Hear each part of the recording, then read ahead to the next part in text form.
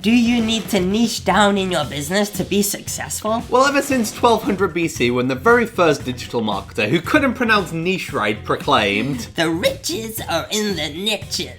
having a niche has always been looked upon as a necessity to success. But this constant pressure and niggling doubt in the back of your mind that's saying, "Am I niche enough?" can really deteriorate and undermine your confidence. And we've seen people completely freeze up in their business because they're constantly wondering, "Am I niche enough? Do I need to niche down further?" rather than just actually getting on with it. Worrying about it is only going to hold you back, and rushing into a forced niche isn't going to help either. It needs to come naturally. So in this video, we're going to help you figure out if you really do need to niche down further, and if not, what vital steps do you need to take instead of niching. Let's do this!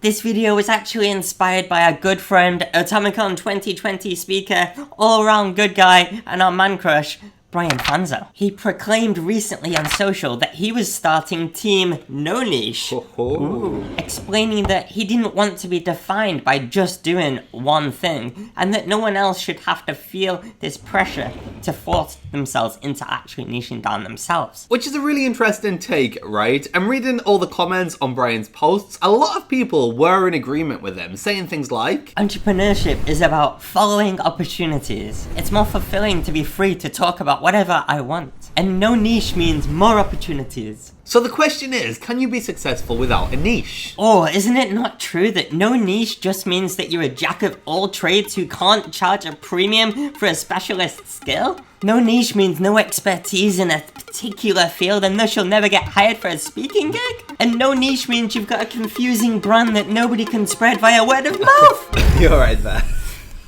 Well, here's our take. Simply, having a niche is not going to make you more successful. Instead, we need to think about what a niche allows us to do. For example, having a niche makes certain things a lot easier, such as you have a clearer grasp on who you're talking to, you might know more about where your audience hangs out online, targeting them with things like Facebook ads can be way easier, and all these kind of mini benefits to actually niching down. But if we were to sum up all of these kind of mini benefits, we think the benefits to having a niche is twofold. One, it helps you focus your efforts on how you're actually growing your business. And two, for the people in your niche, you suddenly become the obvious choice. For example, our good friend Jerry King has a niche of making websites and doing content marketing for funeral directors. So if you're a funeral director business and you have a choice of all these other generalist web designers and content marketers, or Jerry, the web designer and content marketer for funeral directors, he becomes the obvious choice. That's his differentiator against all these other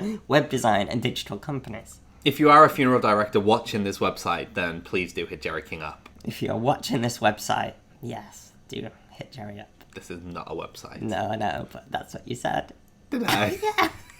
Also, if you're a funeral director watching this video, then please do hit Jerry up. Yeah. He's good. This niche also gives Jerry a ton of focus as to where he should be best spending his marketing efforts. So what he does is join Facebook groups for funeral directors. That's a thing. That's a thing. He goes and writes articles for funeral director magazines. That's also a thing. That's also a thing. And he goes to exhibitions where he can exhibit at funeral director exhibitions. And he can count like the amount of other web designers on one hand because there is none. It's just him. Has Jerry got no fingers? He has fingers. He has fingers. So a niche can give us a business focus of where we should be spending our marketing efforts and a differentiator that makes us the obvious choice. And that's the key. You don't necessarily need a niche, but you do need a business focus and a differentiator. Case in point, Brian Fanzo. He describes himself as a pager-wearing millennial keynote speaker. He wears a backwards hat, he wears insanely bright shoes on the stage, and he's more than happy to call out any marketing BS. And that's why people love him. That's why we can't wait to have him on the Atomicon stage next year.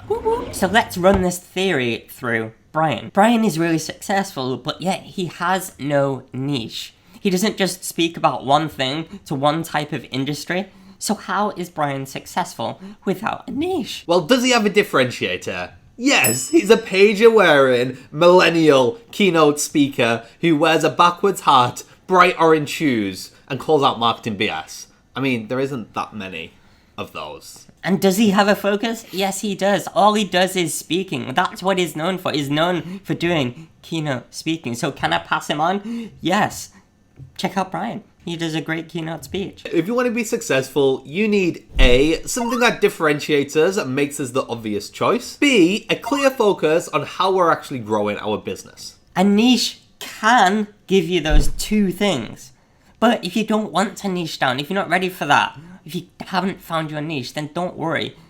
But you do definitely need to go out and find your differentiator and your focus. Let us know in the comments what you think about the niche versus no niche debate, and if you agree with us or not. Also in the description, go and check out Brian Fanzo. We've put a link to his podcast where he shares a lot on this topic of what to do if you've got no niche. And if you want to see him live in person, wearing his bright shoes, make sure you check out the link to Atomicon below and you can come and see him. Better be Brian now, Brian. We have met Andrew! And Pete. And Pete. Yeah, that's me. See you next time. See ya! You were expecting me to say your name, weren't you? I was. Yeah, I didn't.